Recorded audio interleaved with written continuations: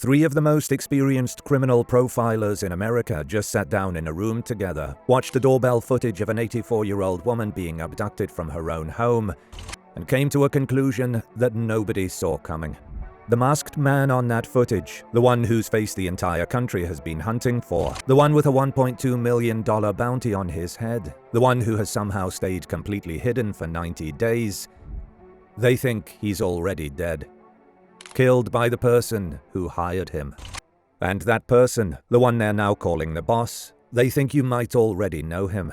I'm going to walk you through exactly how three of the heaviest hitting profilers in modern law enforcement arrived at this theory, what specific details on that doorbell footage made them flip on it, why it directly contradicts what other FBI veterans are saying, and the one weird piece of footage that surfaced in this same neighborhood last week that nobody is talking about. This is the case of Nancy Guthrie, and after 90 days of nothing, this week everything just shifted. Where we left off. Quick reset for anyone just joining. Nancy Guthrie is 84 years old, mother of three, mother of Today Show co-anchor Savannah. She lives alone in the Catalina foothills, a quiet, leafy area of Tucson, Arizona. Widowed since 1988. Pacemaker, daily medication, mentally sharp. The kind of independent older woman who had dinner with her family on a Saturday night, was driven home by her son-in-law, watched the garage door close behind her at 9:50 p.m., and was gone before sunrise. Doorbell camera disconnected at 1:47 a.m., movement detected at 2:12 a.m., pacemaker stopped syncing with her Apple Watch, left behind in the house at 2:28 a.m. That timestamp is still the closest thing investigators have to the moment Nancy left her own property alive. The masked figure on her doorbell footage became known online as Porch Guy. The FBI released his image on February 10th. Roughly 5'9", balaclava, gloves, an Ozark Trail backpack, sold exclusively at Walmart, and a polyester hip holster carrying what looks like a Walter-style semi-automatic. He doesn't fumble for the camera. He goes straight to it, tampers with it, and when that's not enough, he rips a plant from the yard and props it against the lens. Then he disappears. 90 days, no arrest, no body. The only person federally charged in connection with anything is a man in California named Derek Colella, and he's only charged with sending fake Bitcoin ransom texts after watching the case on TV. And then this week, the case cracked open in a completely new direction. The boss. A new theory emerges. On May 6, 2026, News Nation aired a 1-hour primetime special on the CW called The Nancy Guthrie Mystery, hosted by senior national correspondent Brian Enton, the journalist who has effectively lived inside this case for 3 months. He pulled together a roundtable in Boston with three of the most respected names in modern criminal profiling. And what came out of that room is what we're going to spend the rest of this video on. First, Dr. Ann Burgess. You may not recognize the name, but you've absolutely seen her work. She is the FBI Behavioral Science Unit pioneer whose career inspired the lead character in Netflix's Mindhunter. 89 years old, still working. Next to her, Dr. Gary Brucato, a forensic psychologist who has profiled hundreds of violent offenders, who appeared in the Human coverage I've referenced in past videos. And Dr. Casey Jordan, criminologist. Three of the heaviest hitters you can put in a room. They sit down, they watch the porch footage, and Burgess says, almost casually, almost mid-thought, "I just had a thought. That person may have been eliminated." Enton asks her, "By who?" She says, "The boss." That is the moment. That's where this phrase enters the mainstream, and once it lands, Brucato runs straight at it. He argues the man we've been calling Porch Guy was never the architect of this crime. He was the muscle, the hired hand. Someone above him, someone with intimate prior knowledge of Nancy's life, was calling the shots. Brucato puts it like this. This person, whoever this guy is at the door, if he is caught, if he's alive and is caught, he will lead down the spiderweb to the center, where you will find somebody who is a wolf in sheep's clothing. A wolf in sheep's clothing. Someone Nancy knew. Someone the family might know. Someone who, by the profiler's logic, has every reason in the world to make sure Porch Guy never opens his mouth. Now, your immediate question is probably the same as mine was. Why? What did Burgess and Briccato see on that footage that made them flip on this? Because nobody invents a theory like the boss out of thin air. There has to be something concrete underneath it. And there is. 6 things, actually. And once you see them lined up next to each other, you stop being able to unsee them. Why this theory holds weight. Quick honesty check before we go further. The Pima County Sheriff's Office has not used the word boss. The FBI has not used the word boss. There is no affidavit, no press release, no named investigator on the record using that phrase. This is a profiler hypothesis, a really compelling one by really credentialed people, but a hypothesis. I want that on the table. Now, here's why it lines up. 1. The camera. Porch guy doesn't search for the doorbell. He doesn't look around. He goes straight to it, disconnects it, and when that's not quite enough, he rips a specific plant from the yard and props it against the lens. He knew where the camera was. He knew there was a plant within arm's reach big enough to block it. That is reconnaissance. That is somebody, or somebody's source, having walked that porch before. 2. What was inside the house? Nancy's phone, her purse, her hearing aid, her medication, her car, her Apple Watch, all left behind. This is the opposite of a robbery. The thing that was taken was Nancy herself. 3. The back doors. According to Savannah's own interview with Hoda Kotb on Today, when the family arrived at the house, the back doors were propped open. Propped open, as in deliberately. 4. The blood. Nancy's blood, DNA confirmed, leading from the entryway out to the driveway. And then a single glove, found 2 miles away with mixed DNA on it. DNA that, when run against roughly 26 million profiles in CODIS, came back with absolutely no match. Whoever was wearing that glove is not in the system. 5. The digital tradecraft of the ransom messages. Multiple emails to multiple media outlets, VPN routed, encrypted, sent through channels designed to be untraceable, demanding Bitcoin. The kind of operational discipline that does not match a guy who picks up a $10 holster off a Walmart shelf and decides on a whim to abduct an 84-year-old woman. And 6, and this is the one Burgess and Briccato are really pointing at, the crime has 2 completely different signatures. The execution feels professional, the digital tradecraft, the surveillance knowledge, the precision of the timing, but the equipment feels amateur. A discount holster, a Walmart special backpack, a balaclava you can buy anywhere. The profiler's read is that those 2 signatures don't belong to the same person. One belongs to the planner, the other belongs to the operator. One is the boss, the other is Porch Guy.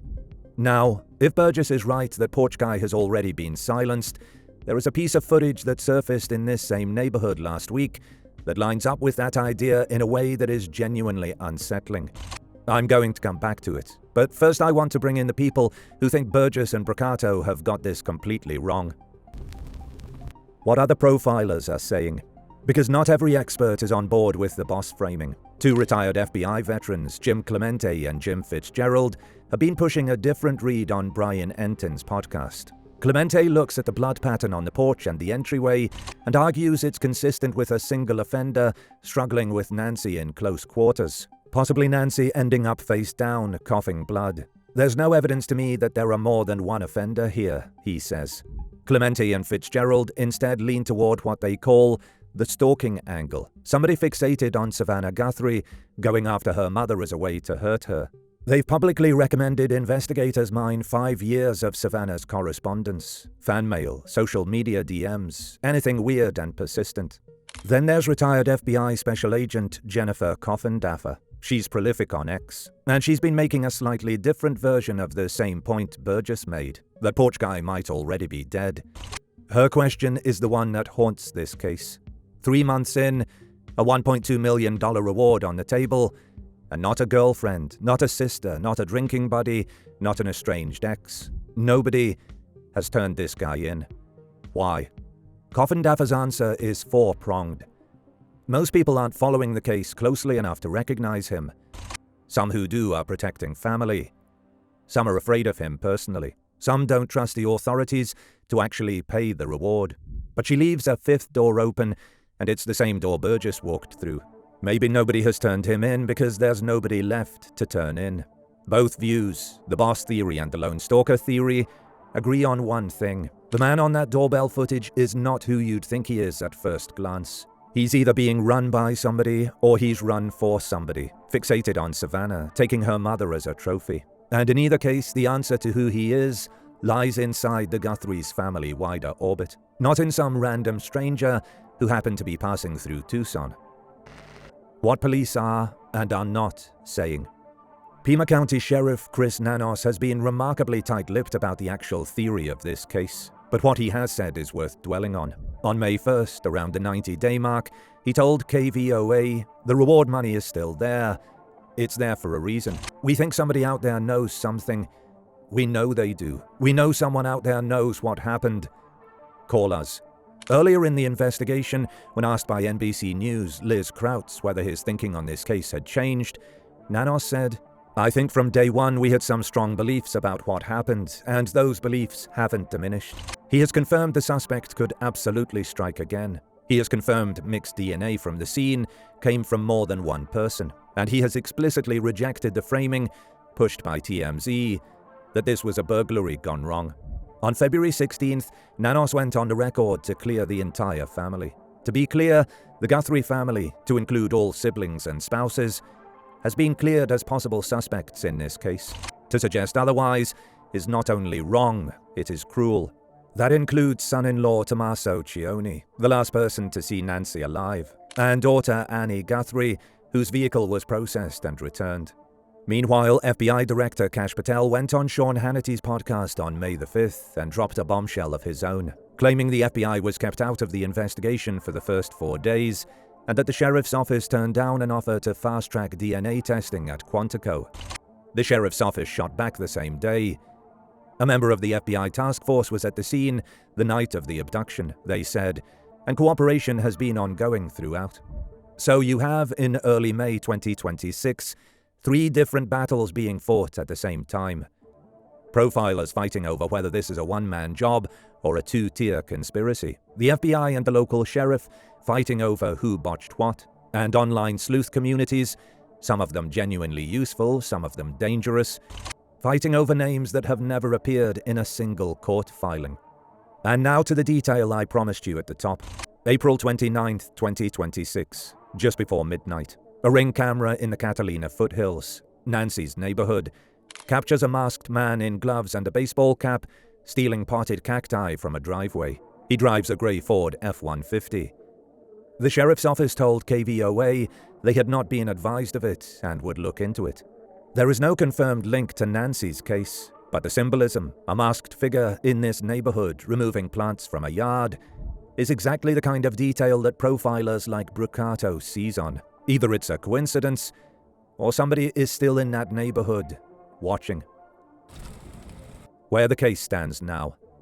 So, at the time of recording, early May 2026, here's what the public knows. There is one suspect captured on camera, still unidentified. There is mixed DNA on a glove, with no CODIS match. There is a hair sample from inside the house being retested, reportedly by the same advanced lab, Astrea Forensics, that helped crack the Rex Heuermann case in Long Island. There is one charged defendant, Derek Colella, going to trial June 23rd, but only for sending fake ransom texts after the abduction, not for the abduction itself. There is a $1.2 million reward. There is somewhere an 84-year-old woman who needs daily medication.